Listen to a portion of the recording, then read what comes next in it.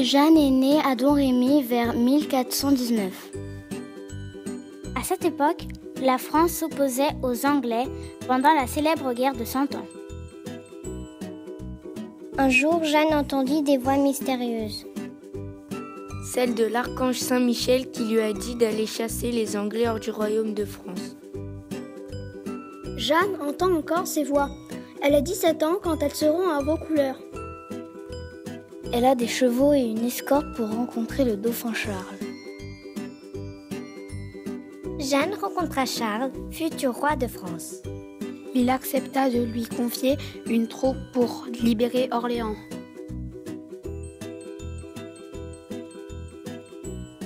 Jeanne arrive devant Orléans, mais cette ville est assiégée depuis de longs mois par les Anglais. Au bout d'un moment, il fuit et c'est comme cela que Jeanne a libéré la ville. Jeanne délivre les routes de Reims pour faire sacrer le dauphin Charles. À Reims, la cérémonie est superbe et le dauphin Charles devient enfin le roi Charles VII.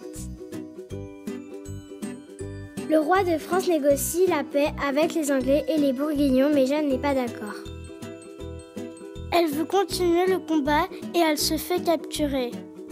Elle est livrée aux Anglais. Jeanne est face à des hommes d'église qu'on appelle inquisiteurs. Ils l'accusent d'être une sorcière. Le procès est dirigé par un évêque appelé Pierre Cochon, qui est un allié des Anglais. Il déteste Jeanne. Jeanne est condamnée au bûcher. Et brûlée vif le 30 mai 1431 à Rouen, car on l'accuse de sorcellerie. Elle reste un symbole de la résistance contre l'ennemi pour la France.